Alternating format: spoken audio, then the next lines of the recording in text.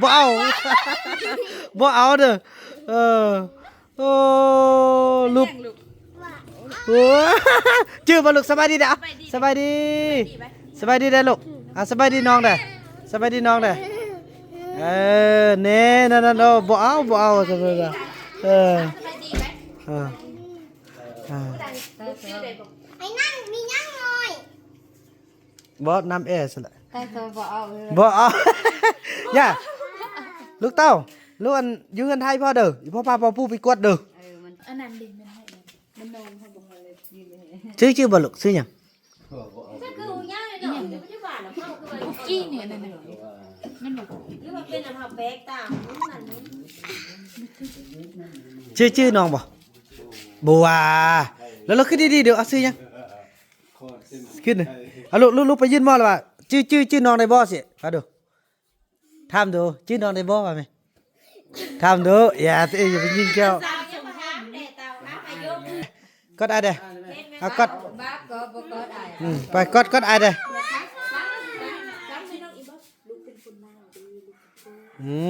กดเฮาเป็นคนสลัดเอากดบัดนึงกดบัดนึง สลัดเฮาเก่งเด้เอาเลย เอาจับมือ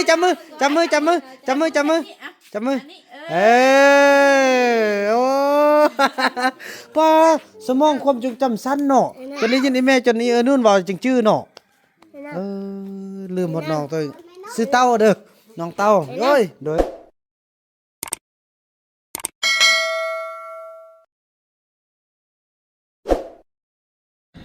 สบายดีท่านผู้ชมสบายดีลูกนั่นพี่น้องเอ้ยมื้อนี้อายงเพิ่นได้เดินทางนำอยากได้หยังก็ลูกอยากได้เกิบนะอยากได้หยังเติมอยากได้ทานอยากได้โคมอยากได้ส่งเสียไหมเนาะโอเคพี่น้องเอ้ยน้องจอมเพิ่นก็อยากไปนำแต่ว่ารถเฮาจะเต็มมันจะมีปูมียามีบุญรอดมีดีออดน้องเอ้ยเนาะแล้วก็น้องนกก็การเดินทางครั้งนี้ก็จะมันเดินทางไปนครหลวงเวียงจันทร์พี่น้องแล้วก็ไปแวะซื้อเครื่องให้ลูกก่อนเปลี่ยนชุดให้เพิ่นเนาะเดี๋ยวว่าอยู่พี่ก็มอบให้ทางไอ้เฟืองเลยดูเลยโอ้เนี่ยด้วยก็ไม่เท่ามีมันได้พอซื้อให้ไม่เท่ามีเติมพี่น้องไอ้เนาะก็ถือว่าโอ้ยการเดินทางของพวกเราครั้งนี้ก็ถือว่ายาวไกลเลยพี่น้องพอจะได้ไปนครหลวงเวียงจันทร์แล้วก็จะขึ้นไปทางวังเวียงเข้าไปทางนครหลวงพระบางไปเวียกงานที่จะไปนี่ก็คือไปส่งพ่อบาบุญนำเนาะพ่อเพิ่นก็มีว่าเรื่องสุขภาพนั่นแหละเนาะบ่ค่อยแข็งแรงแล้วก็จะได้ไปเช็คทางนครหลวงเวียงจันทร์แล้วก็จะไปเว้าเรื่องฮีตเรื่องคลองเรื่องพี่ปู่พี่ย่าอยู่บ้านเกิดเมืองนอนกันพี่น้องเอ้ยเนาะส่วนทางพี่ก็มอบให้ไอ้เฟื่องเป็นผู้ดูแลแทนเนาะจังสั้นพี่น้องเดินทางว่ากันต่อไปเนาะพี่น้องเดินทางมานี้อายงอยากกินขนมก่อนเลยไปลงไปเลือกเอาลูกขนมละกาจะได้ว่าเรื่องเอาน้ำเอาในติดรถติดรางไปนำพี่น้องเพราะว่าการเดินทางครั้งนี้คือบ่าวบุญนำเป็นห่วงบ่อยากให้เข้าป่าเลยพี่น้องพอตัวเนาะแท้จริงว่าจะออกมาซื้อเครื่องซื้อยังแต่ว่าการเดินทางครั้งนี้ก็จะเป็นการเดินทางที่ไกลเนาะในโรงพยาบาลเวียงจันทร์วังเวียงไปลูกไปเรื่องนั้นแม่นกเลยอยากเปลี่ยนอยากตัดผมแดอยากเปลี่ยนเครื่องให้ลูกแดแต่เพิ่นก็ว่าอยากไปเที่ยวพี่น้องมันซ่องจิตซ่องใจแต่มันถือครบงำจับพ่อบุญไทยพี่น้องเลยคันว่าเฮาเอามานำกันแล้วพอจมเมื่อวานนี่ว่าอยากได้อยากไปนั้นอยากไปเที่ยวเวียงสันเพิ่นว่าแล้ววันนี้มาตอนแรกมาสำพ่อบุญไทยสำเปาฮู้ว่าต้องเข้าไปป่าพุ่นอีกอย่างต่างจะซ่องจิตซ่องใจบ่าวนำกะตัวมาพี่เลยพี่น้องมื้อเช้านี้คำบ่ตัวนี่บ่มาเด้เนาะมันก็พยายามจังซี่แหละพี่น้องเอ้ยเอาเลือกอะไรลูกเอาเลยน้ำได้น้ำส้มน้ำหวานลูกอยากได้น้ำมั้ยยังเอาเต็มที่เลยลูกเอาเพื่อไอดีออดเด้อไอดีออดก็สิกินน้ำก่อนไปเพื่อไอดีออดเด้อบัดนั้นแล้วก็คิตตี้เฮ็ดกล้องตอนนะเฮาไปซื้อเครื่องพุ่นเราเฮาไปหาไอดีออดพร้อม rồi tí lúc qua chẳng xăm đây cả hăng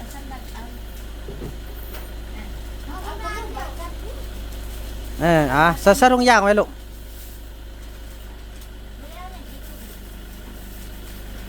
nó ở sponsor hai đây okอย่าคนเอาเลยลูกเอาเลย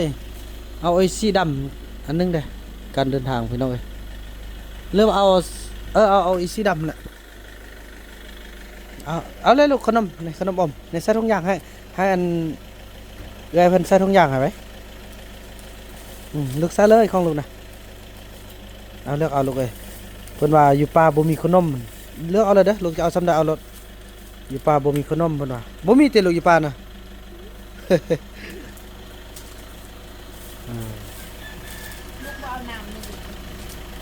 น้ำnày lúc cháu nhang lục bắt phải nước ấy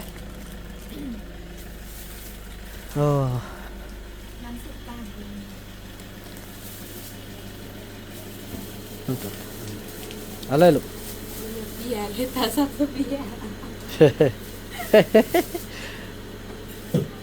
cái ok anh này không xếp là lục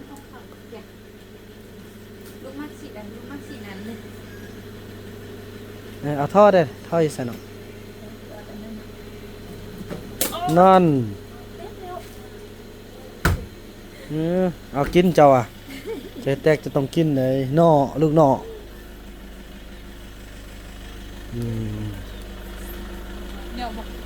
กินไหมน้องนะ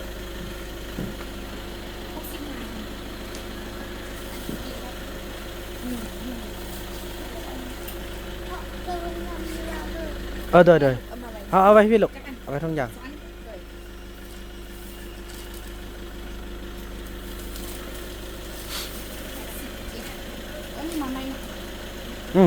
บอกกันเลยน้องน้ำดื่มนี่เอาเป็นแพ็คเลยไม่ต้องเอาแพ็คนึงเด้อติดรถไปนำพอโดยไม่แหละ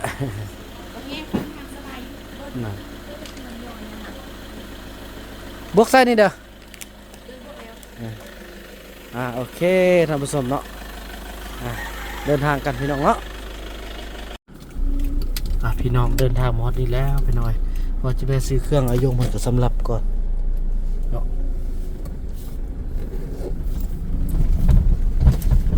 โถเป็นฝนตกเด่นหน่อยพี่นะนี่นะเนาะวิทย์ทอนให้เดียวน้องเฮียนเก่าแล้วเป็นน้องขึ้นฮอดเด้น้องขึ้นฮอดอดีตนี่เป็นฮอดน้องเฮียนน้องเต้าขึ้นฮอดยากไปซื้ออยู่ปักไหลเอาไปล้างรถก่อนเนาะไปล้างรถแล้วก็ค่อยว่ากันนี่พี่น้องไปเบิ่งน้องเฮียนเก่าอายุเพิ่นสมบูรณ์เห็นสำหรับก่อนสำพี่น้องเอ้ยนี่น้องเฮียนเนาะตอนนี้คือน้องเต้าขึ้นมาอยู่นี่ผู้เดียวพี่น้องเอ้ยไปโรงเรียนน้องเต้าขอให้รอดเด้อลูกตาน้อยเนาะนี่ผู้ใดที่ติดตามบ่าวบุญนำมาแต่ตอนต้นจะเห็นเนาะพี่น้องเนาะเนี่ยในครอบครัวท่านบุญนำไฟตระกูลมูลค่า5 ล้านกีบเนาะแม่นบ่แม่นเนาะเขาได้มาช่วยกำแพงพอดีเนาะเราจะให้เบิ่งพี่น้องเอ้ย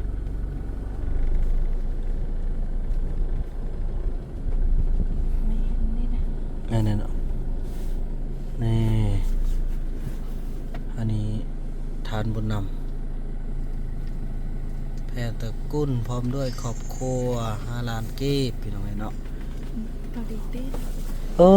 ยตื่นแล้วอันนี้อยู่ซะลูกชื่อเนี่ยชื่อบ่หลับต่อฮู้นะอันนี้อยู่ไสน่ะฮู้บ่เราไว้ให้เขาฟังเด้อบ่นึกหลับหลับจังพี่น้องเนาะชีวิตบ่มีหยังแน่นอนอีหลีพี่น้องตามเวรตามกรรมตามวาสนา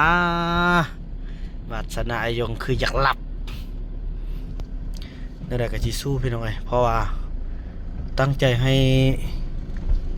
น้องเต้าได้ไปเรียนขั้นปริญญาตรีปริญญาโทพุ่นล่ะพี่น้องหรือว่า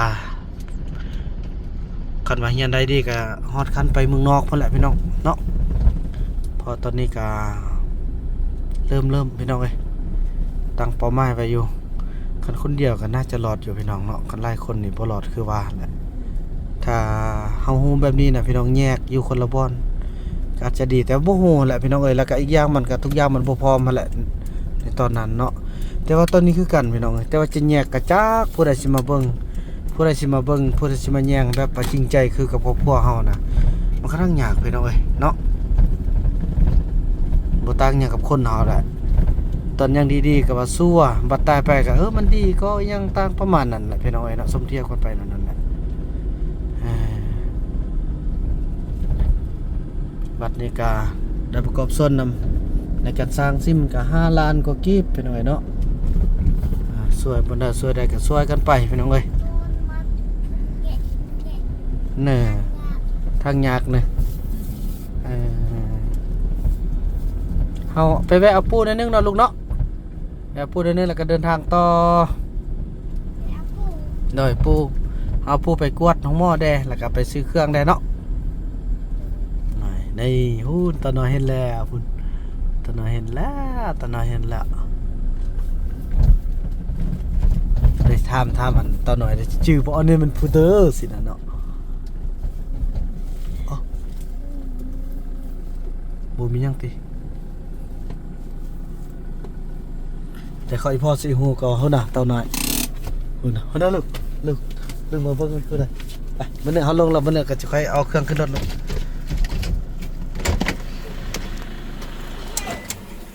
เย้นกอยู่ทางนี้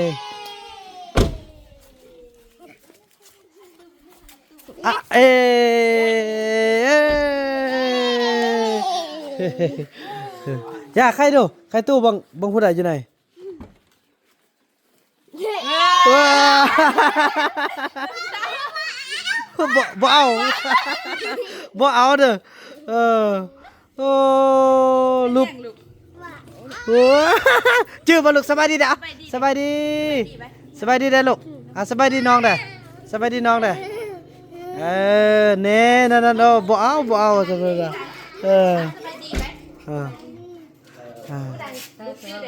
ไอ้นั่งมีนั่งหน่อย บ่น้ำแอร์ซะละ แต่ตัวบ่เอา บ่เอาย่าลูกเต้าลูกอันอยู่เงินไทยพ่อเด้อพ่อพาพ่อปู่ไปกวดเด้อมันตกลงแล้วเนี่ยย่องกันไปนี่เอาอีพ่อไปเช็คสุขภาพพี่น้องเอ้ย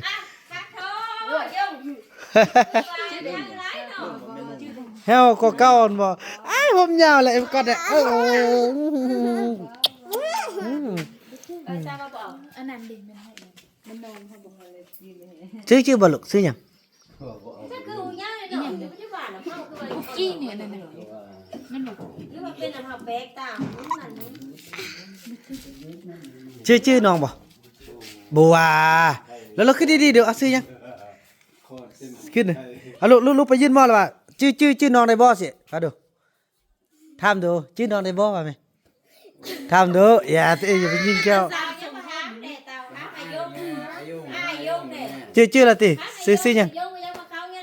อันนั้นเป็นน้องหยังเกาะ น้องหยังเกาะลูกชื่อบ่เอ้ยเก่งๆเอากอดกันได้บ่กอดกันนะกอดกันเอาฮักกันนะฮักกันได้บ่เอากอดอายเด้กอดอายเด้เอากอดบ้าก็บ่กอดอ้ายไปกอดอายเด้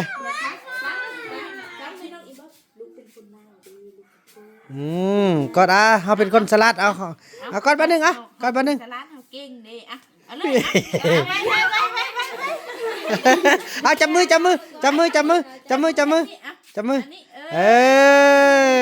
โอ้ป้าสมองความจงจำสั้นเนาะจนนี้ยินไอ้แม่จนนี้นู่นบอกจังชื่อเนาะลืมหมดน้องตัวซื้อเต้าเด้อน้องเต้าโอ้ยโดยจอมบ่อยู่จอมฟ้าบานลืมหมดล่ะชื่อเนี่ยบ่ชื่อติบ่ชื่อเลยอันนี้เด้บ่ชื่ออันนี้เด้แล้วอันนี้เด้ผู้ยืนนี่เด้ แม่นกน่ะโอ้ความทรงจำฉันแท้ลือลางเลยเนาะลางสมองเลย อันนี้แม่ย่าเด้ออันนี้เด้ผู้นี้เด้ชื่อหยังชื่อบ่เออเก่งๆชื่อแต่ปุกกี้ผู้เดียวว้าวโอ้หน่อยมาแก้มคนเครื่องขึ้นรถคนเครื่องขึ้นรถเลยโดยลูกอย่าบ่เอาเงินนะลูกไว้เอาเงินลูกไว้เอาเงินลูกนะเกี่ยมเครื่องขึ้นมาดิเกี่ยมอันนั้นขึ้นเนาะมังกรอยากขึ้นก่อนโอ้ยพี่น้องเอ้ยเนาะความทรงจำความทรงจำกลายเป็นอันนี้ไปแล้วอายงเอ้ยแม่ไปทางล่างนี่แม่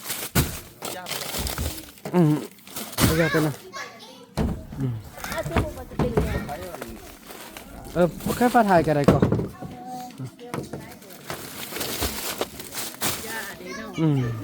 จัดยามาหน่อย ก็ว่านอนเราจัดขึ้นไปย่องเถิงเนาะ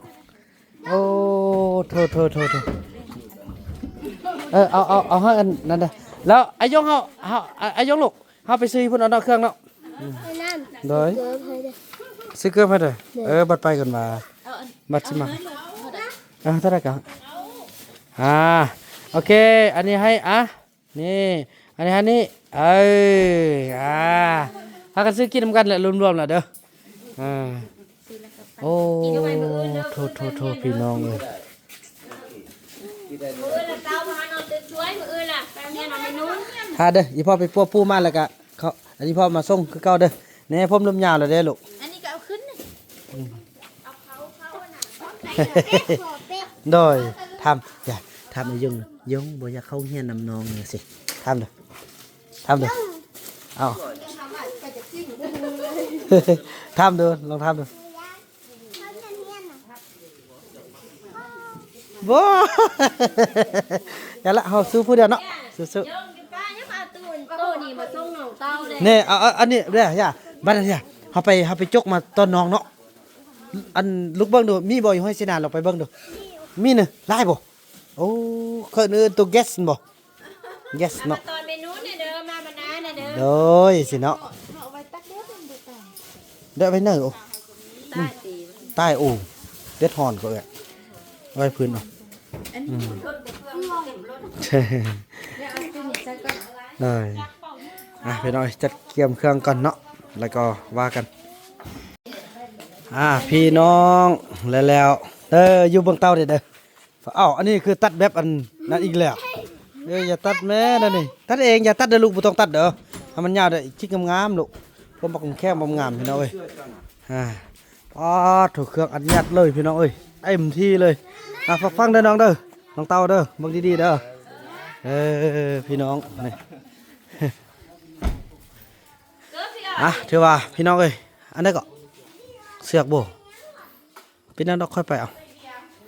ถือว่าอันนี้ก็จะไปลงให้ทางพี่น้องอยู่ทางนครหลวงเวียงจันทน์เด้ว่ากันต่อไปนะพี่น้องเนาะคลิปนี้บ่าวมานำขออนุญาตจบคลิปกันซ้ำนี้ก่อนแล้วก็พบกันใหม่ในคลิปต่อไปพี่น้องเอ้ยคลิปนี้บ่าวมานำขอกล่าวคำว่าสบายดี